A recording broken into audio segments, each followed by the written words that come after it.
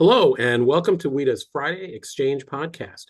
Each week, we bring you inside the room with former trade negotiators and policy insiders to unpack the latest in trade and tariff developments, what's been announced, what's at stake, and what might come next. We're recording this week's episode on Thursday, February 5th at 11 a.m. U.S. Eastern Time. So depending on when you download and listen, the trade issues we're discussing today may have changed. Today's podcast is one we've been waiting for, like Vladimir and Estragon waited on a desolate country road for Godot. In the past 2 weeks, first the EU and then the United States reached trade deals with the most populous country in the world, India. There have been other recent developments with El Salvador and Guatemala and the implications of all these bilateral deals on the rules-based trading system. To help us sort through this, we welcome back our good friends, Dawn Shackleford, is president at Looking Glass Trade LLC and a former executive director for trade agreements, policy, and negotiations at the Department of Commerce, and a former assistant USTR for WTO and multilateral affairs. Arun Venkataraman is a partner at Covington Burling, former assistant secretary of commerce and director general of the U.S. and Foreign Commercial Service, and a former director for India and an associate general counsel at USTR. And Dan Mullaney is a non-resident senior fellow at the Atlantic Council and a former assistant U.S. trade representative for Europe and the Middle East. Dan? Thanks, Ken. And it's really great to get together with you, Dawn, and Arun for this discussion. I think this is the first time that the three of us have actually been on this podcast talking. But of course, we've known each other for decades. I remember Arun back in the general counsel days, and Dawn, your storied career at USTR. Well, the news never stops. I keep thinking, we reach the end of the week, and that's going to be it. There's going to be a calm, but of course, it hasn't stopped.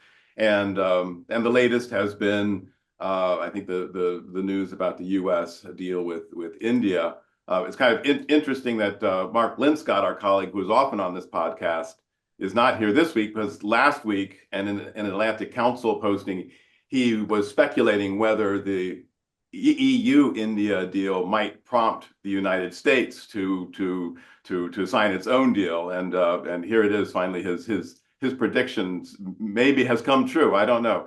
Anyway, I'd really love, Dawn, Arun are two superb experts, not just on trade but on India in particular. So I'd love to get your thoughts on this latest announcement of the U.S.-India deal. Well, maybe I'll take the ladies first option. And, I think this is, certainly great news. It was exciting to see the EU deal after such a long time, 20 years of negotiations with, some pauses in there, but that it did look like, quite a substantive agreement between the EU and India that hopefully did encourage a push for the United States, but to particularly for a country like India where we haven't seen in the past, really substantive FTAs that do contain a lot of chapters, that do contain a lot of market access. This was encouraging for many reasons. To see the opening in the auto sector, to see the opening in the spirit sector, given that both the EU and India have sensitivities in agriculture, not necessarily a surprise to see that they did not go very far on agriculture, but there is some real market access there, it appears, and that there are some real rules obligations there, it would appear. We know far less about what is in the US agreement. Of course, the tariff decision is, I think, very welcome among US industry to have these zero duties into India, that this will eventually be set at 18% for goods coming into the United States from India, but we don't know the details yet. And we don't know what kind of agreement this is going to be. Unfortunately, Mark couldn't join us, but we did have some emails back and forth with him, and just give him credit, for this observation. He had pointed out that, one of the things he'd been hearing is that this is supposed to be a BTA, a bilateral trade agreement between the United States and India, rather than an ART agreement, one of these reciprocal trade agreements. And what could potentially be interesting about that is that a BTA is traditionally much more in depth in terms of its coverage, in terms of rules and potentially other obligations. So we'll have to see what is really there, and we're going to have to see the whether it's a Federal Register notice or an executive order that comes out, is something that's going to show us the details of this. The last thing I wanted to point out before turning it over to Arun is I have seen some speculation in the press that in addition to possibly the EU deal helping get the US deal over the finish line, that the new US ambassador in India, Sergio Gore, he just got out to India.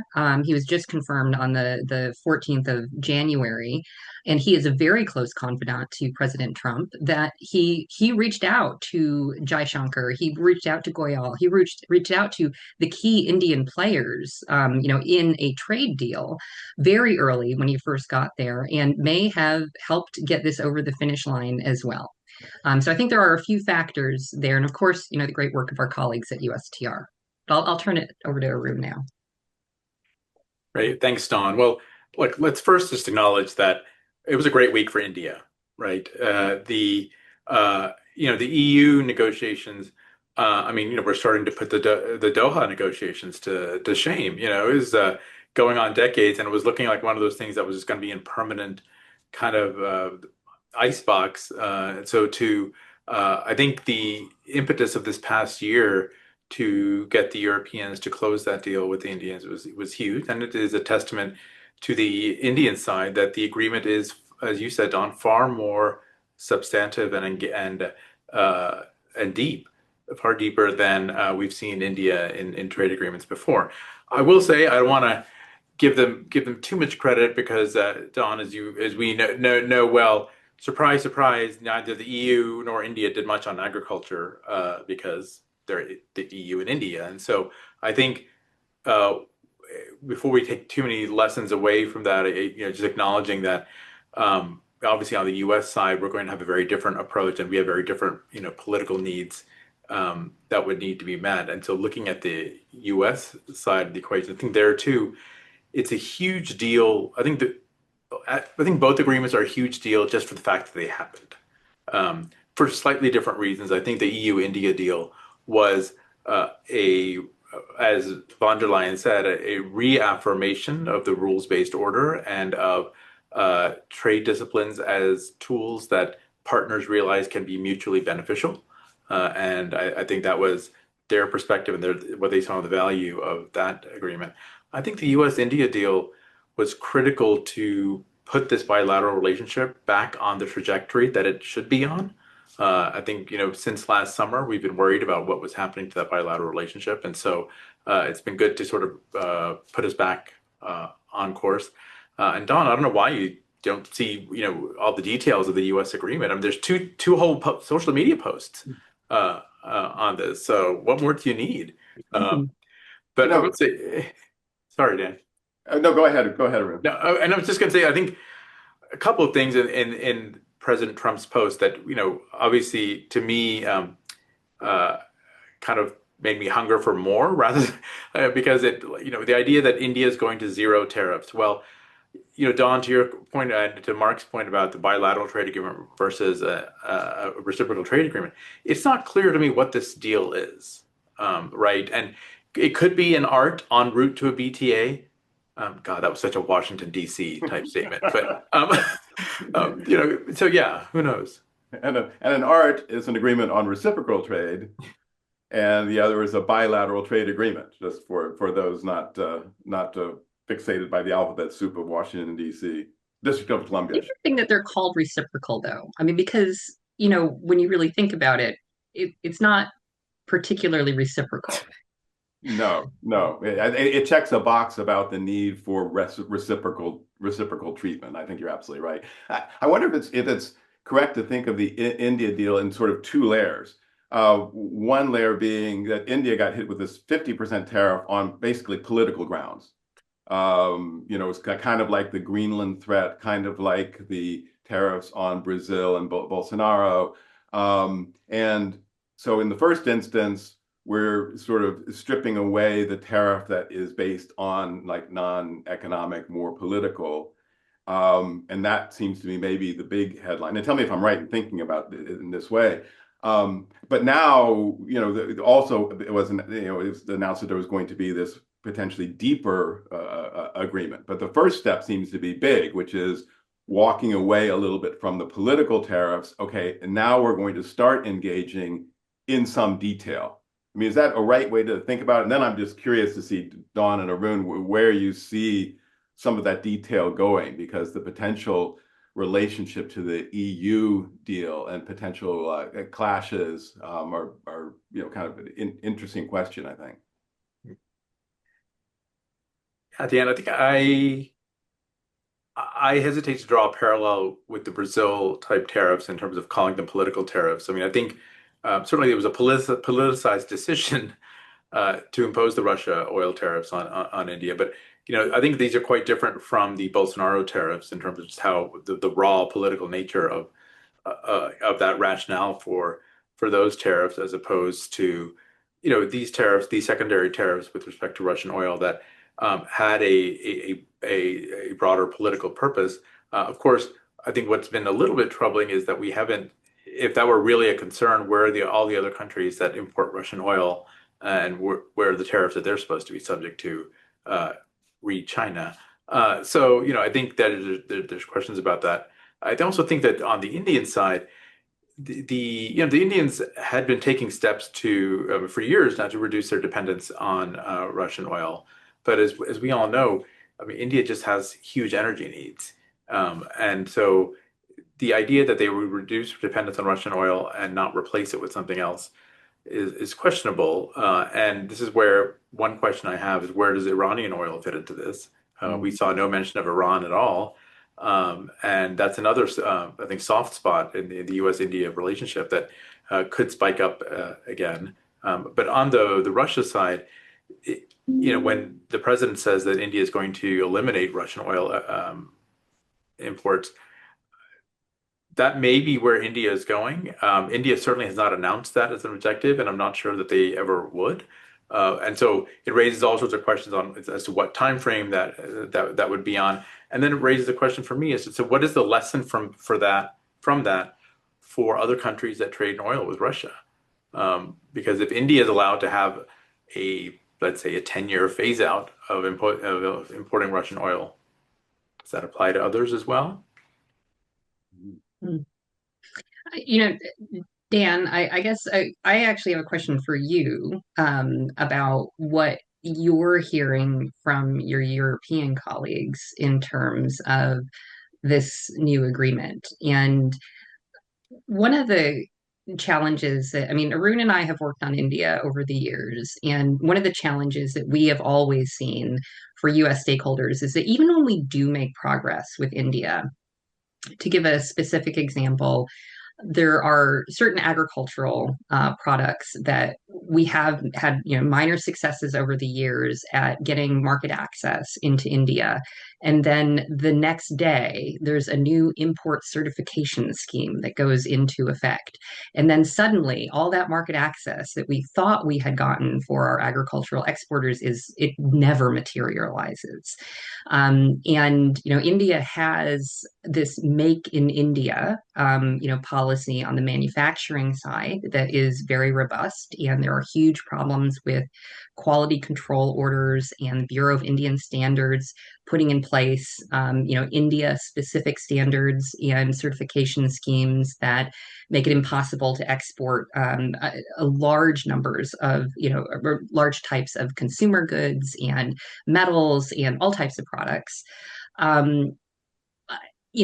Even though there's this, I think, feeling of goodwill at the moment, the Europeans have concluded this deal. I'm seeing in the press that there is a long lag time for implementation in terms of, they're in the legal scrub right now, and then it's going to have to go through I think the council approval and then the parliamentary approval. And so it's going to be some time till we see this actually implemented. And then in the meantime, what is India going to put in place that might undermine, some of these good things that they achieved? Are you hearing optimism from your EU partners, or is it cautious optimism? What are you hearing?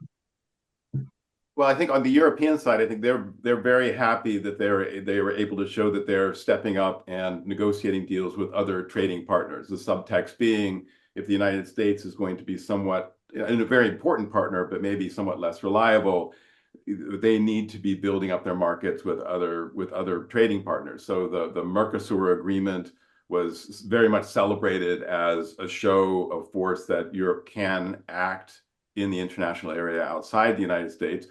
Of course, that's subject to an asterisk that the Parliament then sent the question to the European Court of Justice, so that will be delayed. And the Council vote actually for moving ahead on that was something that would not have passed under the previous voting regime in Europe. So it was a very close vote. So the Mercosur, I think, comes with a bit of an asterisk. But the India deal, I think, is huge. It's big numbers. It's something that they've been working on for a really, really long time, a very deep and comprehensive agreement with India. So I think the Europeans are at this point, kind of taking a victory lap on the India deal, recognizing that, they have, as you said, their own internal processes. The Parliament is subject to somewhat fragile coalitions, as we saw with the example with Mercosur. And so that can be a rocky road. It just to the internal process in the EU.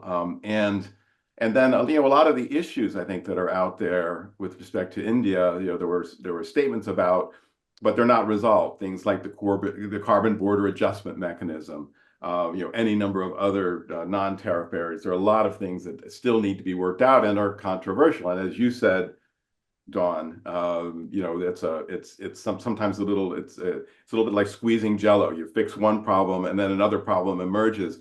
And I do know, because oddly, and I'm not sure why this is, but all of my counterparts when I was chief negotiator for the U.S. deal, my European counterparts were all also the chief negotiators for the India deal, India negotiations, and this has been for two decades. And I know they had the same experience. You'd fix one problem, and then there'd be another problem in the offing. I don't know that folks are thinking about this in precisely these terms, but there's always been this notion that if the United States and the EU approach trading partners like India, that in some ways we're looking for the same things. So you can get preferential tariff access, for instance, and that would give the EU or the US a competitive advantage vis-a-vis the other. But when it comes to tackling, and I need your views on this, Dawn, because you're the expert on the regulatory issues and the licensing and other issues.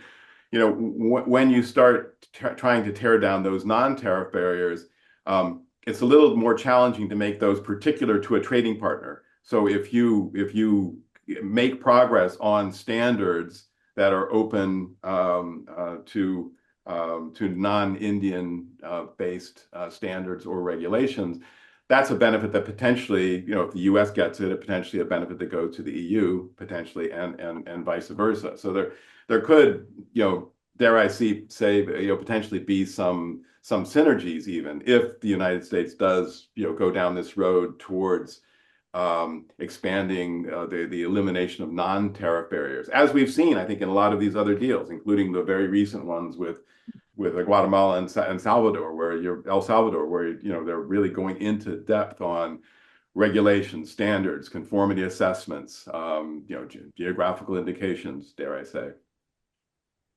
Yeah, well, I have been very encouraged to see specific reference to the WTO TBT committee decision on international standards and the acceptance of international standards if that were to be applied, taken from these art agreements and applied to a country like India.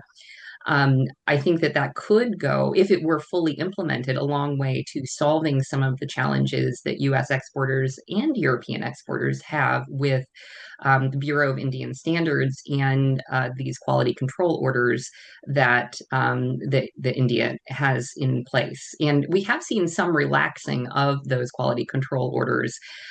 Just this month, actually, around 40 some odd of them have been either repealed or revised, but there are still hundreds in place that are a problem. So I do give kudos to USTR for, with the art agreements that they have much stronger provisions on TBT, conformity assessment, SPS, and you mentioned GIs. Some of the IPR provisions go much further than I think a lot of people were expecting. And I think that, unfortunately, a lot of that has been drowned out by all the oxygen in the room being taken up by IEPA and talk about the tariffs and concern about the tariffs. But when you actually get into the substance of the rules commitments in some of these agreements, it is there's a lot of there, I would say. And it would be great to see this transferred, to a BTA and then potentially something more substantive. Arun? Don, I think there's also, when I think about, again, giving full credit to USTR for some of the substance in these other agreements, it'll be curious to see if this India deal, how comprehensive it is. Is it even as comprehensive as a reciprocal trade agreement, or never mind a bilateral trade agreement? Because I'm thinking about things like digital policy issues, which we've seen USTR been quite active on in some of these other deals, or even treatment of non-market economies and getting some alignment from our partners and commitments to take some various positions on non-market economies. It'll be interesting to see where some of those positions fit in on top of the regulatory aspect that you've identified as well. Go ahead, Dan. No, you go, Don. So I thought it was very interesting. We haven't seen a final agreement with Indonesia yet, but in the fact sheet that had come out, or joint statement, I can't remember what it was now, there was this specific reference to the e-commerce moratorium at the WTO. And this commitment that with Indonesia, those who follow the WTO know that Indonesia is one of the countries that has been most challenging when the WTO has been trying to renew the e-commerce moratorium and ensure that there are not duties charged on digital transmissions. And this is renewed every 2 years, but it gets held up every 2 years, and the price tag on it seems to go up every 2 years. And in addition to Indonesia, India is the other country who, along with South Africa and a few others, that traditionally hold up this agreement. So to have seen that in black and white, this commitment from Indonesia that they were going to go along with the e-commerce moratorium, to get something like that out of India in some type of arrangement. And I don't know if the EU even tried to do something like this, but that would be a huge win. And I would say, too, I think there's growing frustration, as we have heard even in yesterday's WIDA WTO Matters discussion, concern about India blocking the ability to go forward with plurilateral agreements in the WTO. And I think it is appropriate for the US. If we can put pressure on Indonesia, we should also be putting pressure on India on some of these multilateral issues as well. And I hope the EU has been doing as well. And I think these other bilaterals that have been signed, I've been watching each one moves a step further, and kind of in the direction, in many cases, in a direction of the kind of rules at the WTO. You mentioned the TBC decision on international standards, conformity assessment, of national treatment for conformity assessment bodies, a whole range of those issues. But also, in some cases, in the recent case of El Salvador and Guatemala, required coordination on non-market economy policies and practices. And also, I think some of the things that are in the U.S. wish list for WTO reform, those are also finding their ways into the bilateral agreements. And I agree. It'll be very interesting to see whether that kind of thing appears in the India agreement, which it's interesting because it kind of, I don't know if it puts a lie to it, it really raises the question about whether this whole trade policy exercise is about tearing down the international rules and the international institutions, when so many of these bilateral deals refer back to the multilateral rules and the multilateral institutions, and even some of the reforms, including notification. I saw that was one in El Salvador and Guatemala. You will, notify your measures. Well, this is I think a huge ask of the United States, and has been for years with respect to WTO reform. And you're seeing those things appear in the bilateral agreements, and maybe with India as well when we see the facts. And Dan, just to pick up on that, I think and I don't want to overstate this, but I think we're seeing some glimmers of moving from the tearing down of the system to what are we building up. And looking at these bilateral agreements, it is interesting, and I think, frankly, quite welcome to see a kind of a fresh approach taken to what should be in a trade agreement. I think back to generations ago when we first started introducing sustainability and worker provisions in trade agreements, and kind of what a big shift that was. And now that's just motherhood and apple pie. And thinking about these agreements, while they're called trade agreements, they're actually kind of the type of partnership agreements that go deeper even than some traditional trade issues would allow for. And so I think this is where, when you look at some of these, you go from the traditional trade issues, you introduce labor and environment, you got the digital issues now, but then you've got some of these other areas of national security that are incorporated into these agreements. And I know there's a whole debate as to the extent to which we want to introduce national security provisions in trade agreements, but I think it's an interesting, in a world where trade and national security are front and center as combined topics, to have trade deals that just cover your ears and pretend national security is not an issue does not, to my mind, really make a lot of sense. So I think it's interesting to see USTR's vision of what a future trade agreement could look like. Again, I think it's at the foundational stage, but it'll be interesting to see how they build on this. Well, there's a long history, I think, in my view, of bilateral trade agreements, bilateral deals kind of being an incubator for multilateral rules. And the fact that you're seeing, I think, even more in-depth provisions on labor, for instance, and even environment, not to mention beginning to spell out this brand or relatively new area of national security.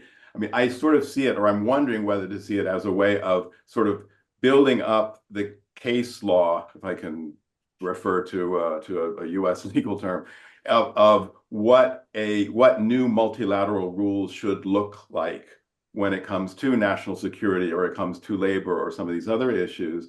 And when it comes to non-tariff barriers, regulatory barriers, standards, some of those things look somewhat similar to the current rules and and some of the previous priorities.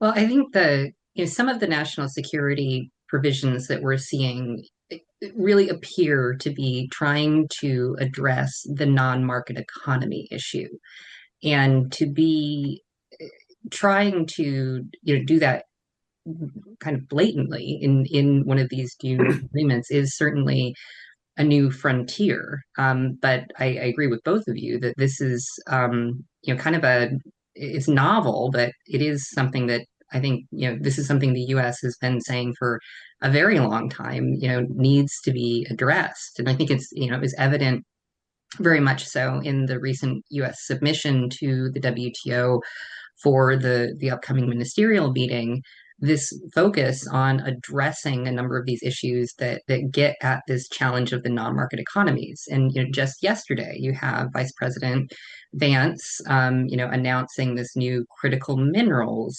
multilateral type of arrangement. So this, even though there has been this tearing down of multilateralism in some spheres, withdrawing from most of the United Nations, and there is, on the other hand, there's still this engagement going on, whether it's at the WTO or in creating these new multilateral efforts that tackle non-market economy challenges that we and others have. But I'm also seeing you've got the G20 is, it's the US host year right now. They have 4 tracks, and one of them is specifically on trade. And I mean, we don't know the details of what it is, but that's actually quite bold for the United States. I think, just given having been in the chair for the G20, the first Trump administration myself, and kind of taking the ire of our multilateral partners for the U.S. trade policies at the time, it's going to be a challenging discussion for the United States. But I think it's to their credit that they have put it on the agenda. They've made it, front and center, and they are going to have these hard discussions in a multilateral setting. And they're doing the Global Forum on Steel Excess Capacity. Again, focusing in multilateral efforts against the overcapacity issue. So I think it's encouraging to see some of this multilateralism going on. And I think there's there's bits, it's almost like little breadcrumbs. I think there's bits and pieces of a roadmap here, to mix my metaphors, of for some of our trading partners that don't have trade deals with the United States, but to see the types of areas of alignment and cooperation that the US is looking for. There are things that some of our trading partners can do to work with this administration. If they look at what some of the deals that have been reached show, I think there's things in there that some of our trading partners would be well advised to learn lessons from. Again, they're not going to agree with everything, but the administration, I think, has clearly signaled those areas where it not only wants but expects cooperation and collaboration. And so, some of our trading partners that are trying to avoid, additional adverse trade actions, I think, could benefit from looking at some of those provisions and building on those cooperation areas with this administration. Arun, there's a real, I've been observing this for a while. There's a real split screen in the trade policy. On the one hand, you have this aggressive use of tariffs, this really very harsh rhetoric, and I see a lot of things through the eyes of the European Union, which then it causes some of the trading partners to say, we can't work with these guys, or we need to be tough, or in the EU. There's been this ongoing debate all year, which is continuing, as to whether do you engage with the administration along the lines that you suggest, and sort of reach some stable situation, or do you punch back? Do you invoke their anti-coercion instrument, which they're calling their big trade bazooka, to fight back against the United States? And I think those different impulses coming from Europe and maybe other trading partners is a result of the two messages being sent on the U.S. side. One, very aggressive, very, very political, very erratic, very unpredictable.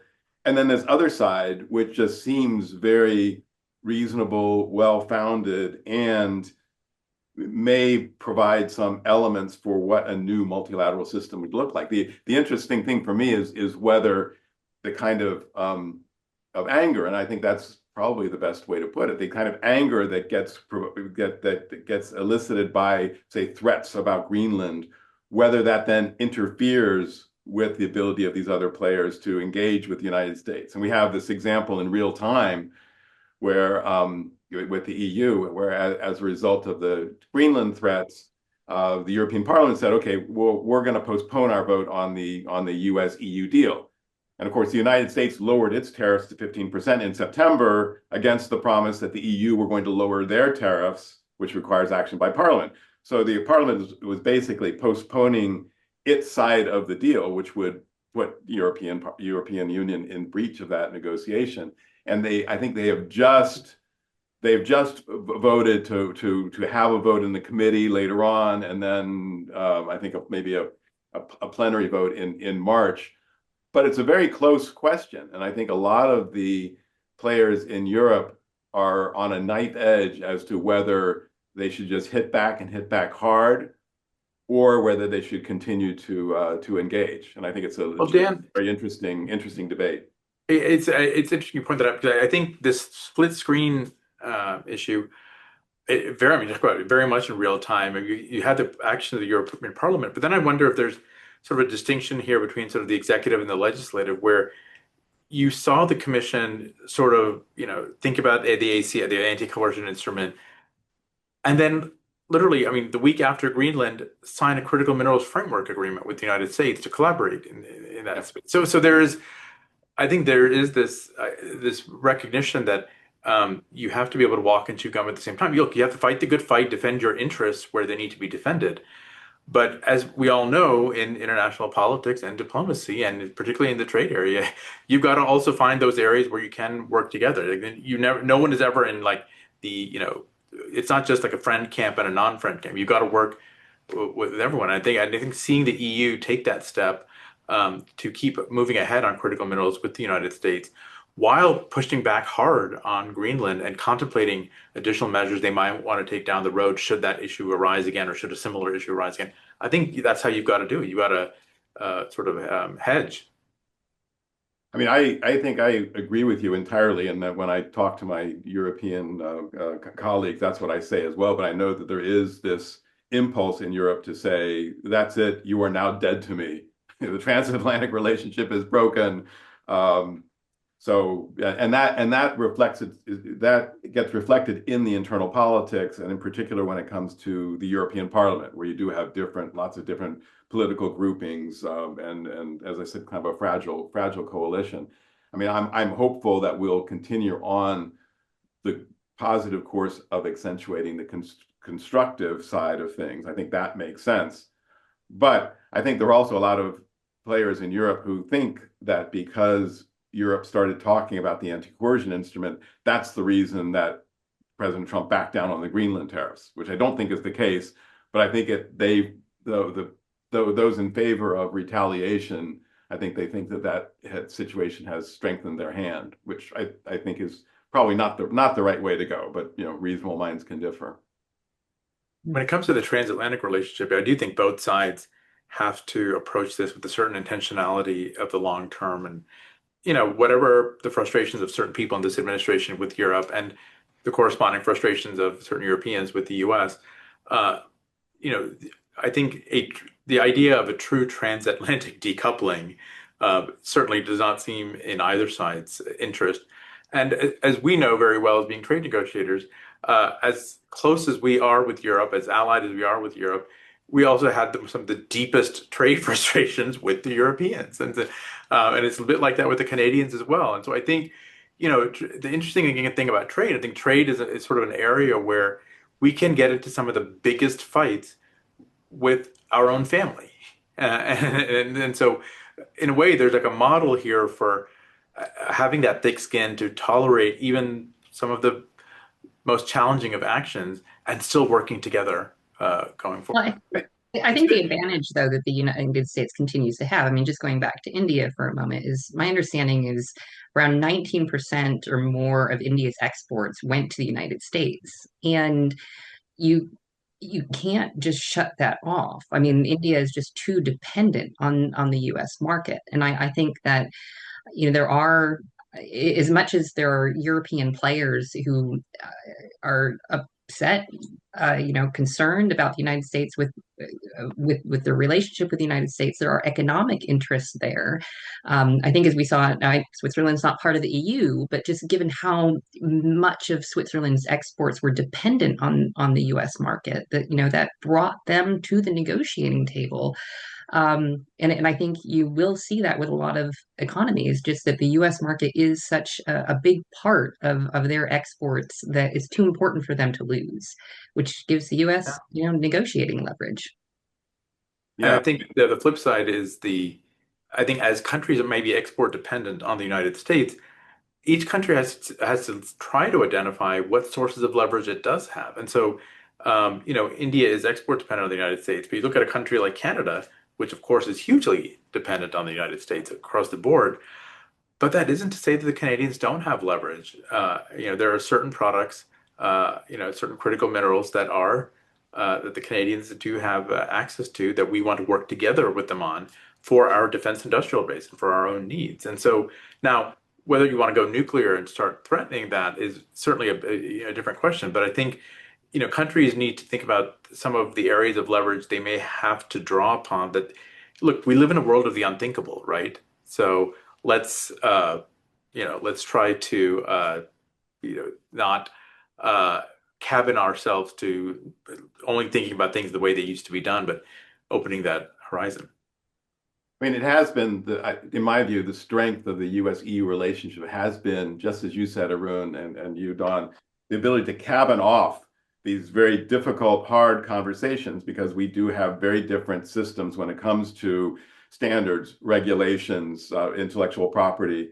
But our ability to cabin off those disputes and be able to carry on the constructive side. The concern I have is whether the heightened rhetoric ends up sort of reducing our ability to cabin off those issues, deal with them constructively over here while we're engaging in the sort of the win-win type scenarios. I am hopeful that a potential silver lining of some of this is some of these other trade agreements that we're seeing, though, and seeing the EU in particular, who does higher standard agreements. Maybe not as high a standard as the US, once did, but still, I mean, these are closer to what a true Article 24 agreement is, and seeing the EU be able to conclude that with India, with Mercosur, seeing India conclude an agreement with New Zealand just a few weeks ago as well. And, the Canada-China, not really a trade agreement, but lowering the temperature between Canada and China. There are these things happening because of what the US is doing that if there is, greater trade openness globally because of some of this, that may be a little bit of a silver lining. One of the things, and I don't mean to tarnish your silver lining, Dawn, but I wanted to raise this question because I'm curious about your view. It seems like some of the things that the EU does in their trade agreements, whether it has to do with standards, which they have different views of international standards from us, especially when it comes to the automotive area, or geographical indications, some of those provisions can be kind of win-lose. So the EU does a deal with India, for instance. It says, okay, no one can use our cheese names. And of course, the United States and you see a long list in these recent trade agreements, preserving the ability of the United States to use cheese names, which the Europeans consider to be proprietary to them. And you've also seen, I think, a huge focus on the United States on getting countries to accept U.S. products that meet U.S. or international standards, and in particular in the car area. Saudi Arabia, the biggest trade thing, and maybe the only trade thing we did was to have Saudi Arabia accept U.S. automobile standards. But often the EU approach is to say, no, you should be using, these other standards, UNECE standards, which exclude the United States. So, they're going to be maybe potentially, and I don't know if the parties are going to sort this out, they're going to be areas where the EU objectives in India are going to support the US objectives. And then there are going to be other areas where potentially they're going to directly conflict. And that's going to be an interesting dynamic, particularly when it comes to Mercosur, which is, with the Western Hemisphere. Yeah. Well, with India, I'm confident that there will be a third way. There will be India unique IPR rules, and there will be India unique standards. So I'd love to hear about that. Unfortunately, guys, we're at the end of our time. It was really fascinating discussion. Really great to talk to you, Dawn and Arun. This is Dan Mullaney. So we'll see you all next week for WIDA's Friday Exchange. Thank you for watching and listening to WIDA's Friday Exchange. WIDA is the International Trade Membership Association. If you haven't already, be sure to subscribe on Apple Podcasts, Spotify, or YouTube. New episodes drop every Friday, and you'll be the first to know. Thank you for joining us, and we'll be back next week with WIDA's Friday Exchange. As a reminder, the views expressed on this podcast are those of its speakers and do not necessarily reflect the views of WIDA, its members, or its board of directors.